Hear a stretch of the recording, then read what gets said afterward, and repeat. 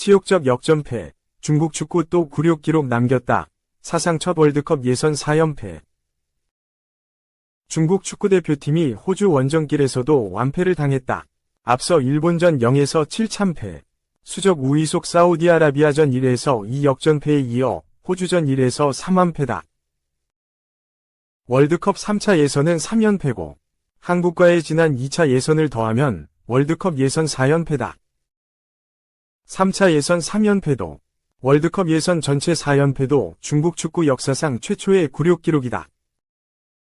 브랑코 이반코비치, 크로아티아 감독이 이끄는 중국은 10일 한국 시간 호주의 애들레이드 오벌에서 열린 2026 국제축구연맹 피파 북중미 월드컵 아시아 3차 예선 C조 3차전에서 1에서 3으로 역전패했다.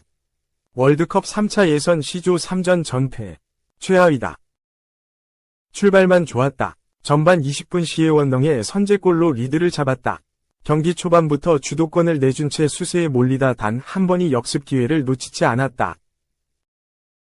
그러나 전반 추가 시간 코너킥 상황에서 동점골을 실점한 뒤 후반 8분과 추가 시간 연속골을 실점하며 와르르 무너졌다. 볼 점유율은 호주가 72.8%, 중국은 27.2%였다. 슈팅 수 역시 호주가 17개, 중국은 6개로 격차가 컸다. 객관적인 전력상 반전을 기대하기 어려운 경기이긴 했으나 이번에도 결과는 무기력한 경기 끝 완패였다. 3전 전패조 최하위. 이 과정에서 단 2골에 12실점이나 허용하면서 득실차는 마이너스 10까지 벌어졌다.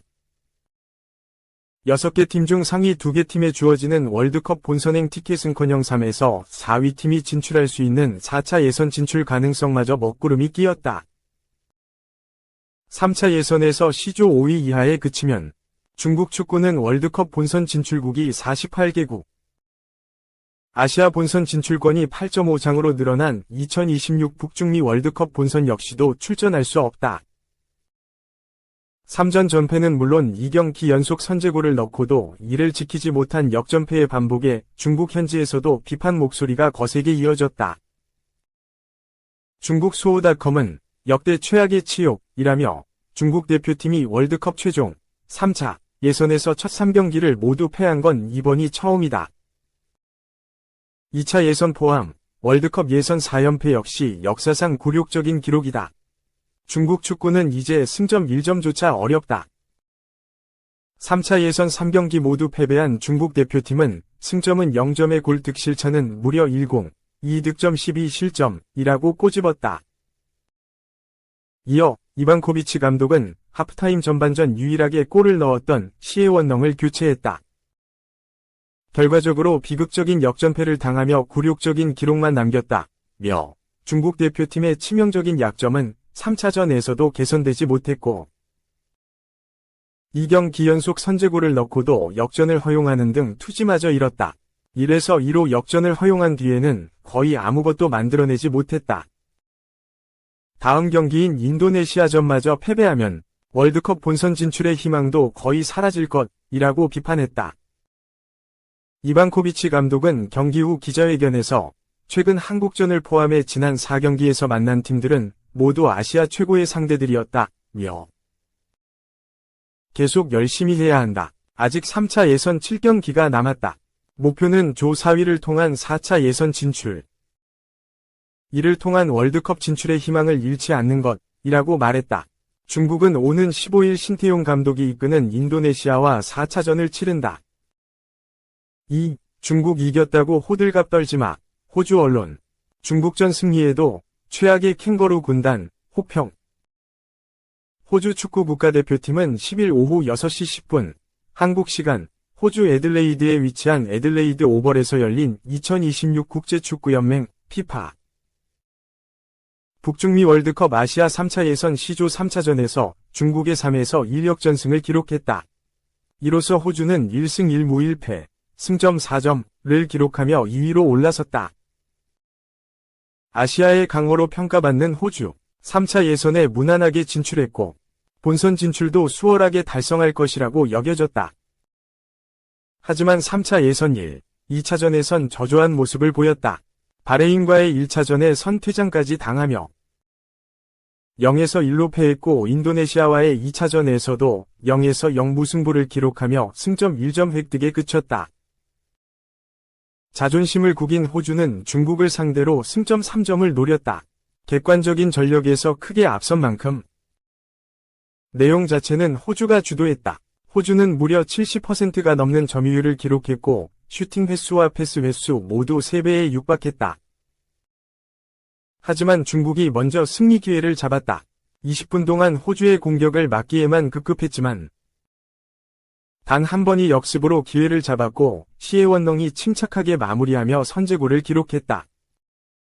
일격을 맞은 호주는 이후 맹공을 퍼부으며 동점골을 노렸다. 그렇게 전반 추가 시간 루이스 밀러가 동점골을 넣으며 균형을 맞췄다. 후반전도 호주의 공격 속에서 경기가 진행됐다. 후반 8분 크레이그 구딘이 역전골을 넣었고 후반 추가 시간 니샨 벨루필레이가 쐐기골을 넣으며 중국의 패배를 안겨줬다. 중국 현지에선 호주전 역전패에 참담한 반응을 보였다. 중국 매체 소우닷컴은 사우디전과 마찬가지로 중국은 예상치 못한 공격으로 선제골을 넣었다. 하지만 대표팀은 이런 행운을 잡지 못했다. 바뀐 게 없다. 세트피스에서 또 수비 실책이 발생하며 동점골을 내줬다. 동점골을 먹힌 이후 선수들의 기세와 투지가 눈에 띄게 약해졌다. 역전골을 먹힌 이후엔 경기에서 아무것도 만들어내지 못했다. 현장 지휘도 혼란스러웠다. 3연패라는 결과는 대표팀의 상황과 일치한다. 본선 진출은 4치일 뿐이다. 라고 전했다. 호주는 중국전 승리로 분위기를 쇄신했다. 하지만 중국전 승리에 큰 의미를 두지 않았다.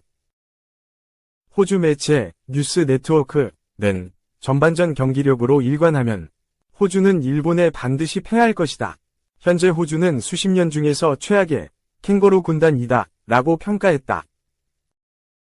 3. 이승우 대표팀 정벽 복귀, 홍명보, 세븐지일 실점, 이라크 상대 2선 공격, 어떻게 꾸려지나?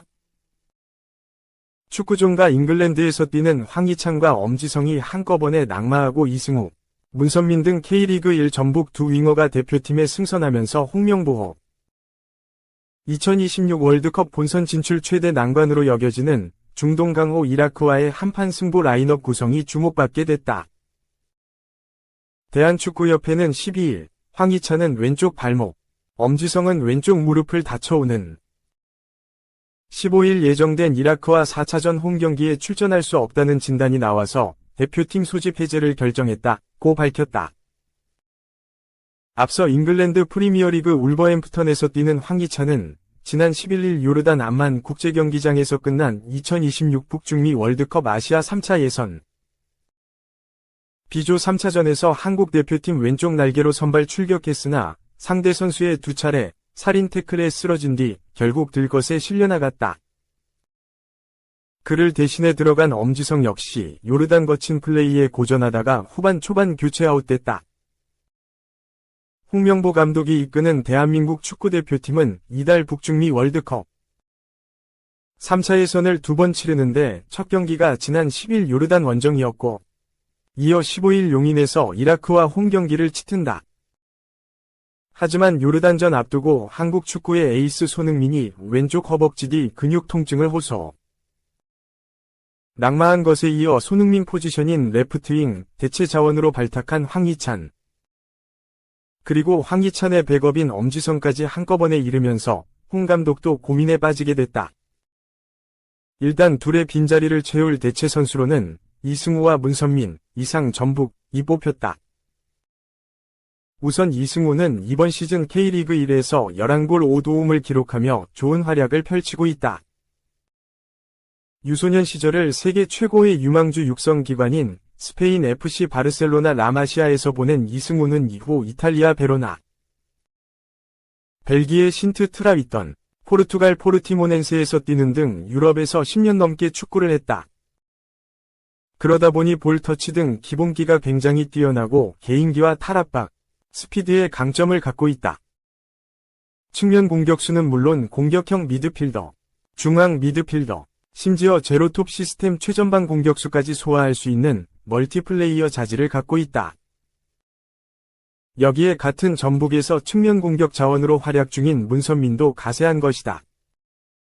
문선인은 올 시즌 K리그 1에서 6골 3도움으로 준수한 성적을 내고 있고 A매치 경험도 16경기, 2골, 나대 대표팀의 백업 공격 자원으로 역할이 기대된다. 이에 따라 홍 감독이 12일 성남FC 클럽하우스에서 시작되는 회복 훈련 등을 통해 이라크전 공격진을 어떻게 꾸릴지 주목하게 됐다.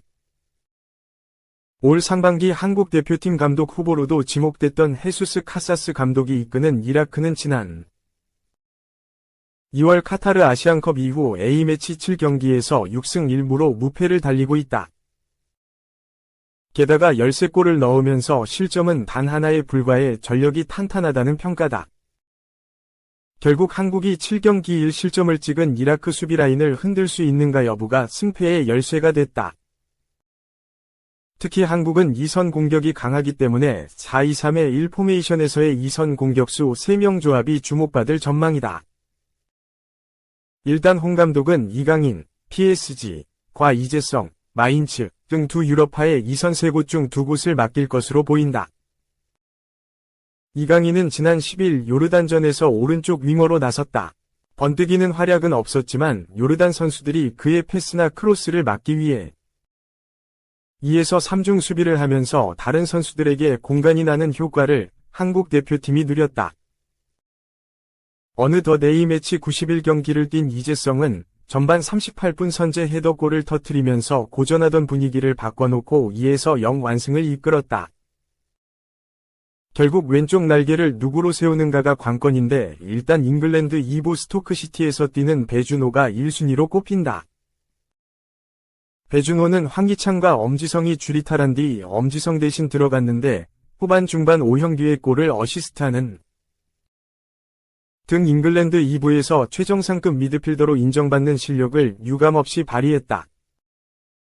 공격 포인트 상승세를 이어가면 플레이 스타일이 요르단과 비슷한 이라크전에서도 좋은 활약을 펼칠 수 있을 거라는 기대를 받고 있다.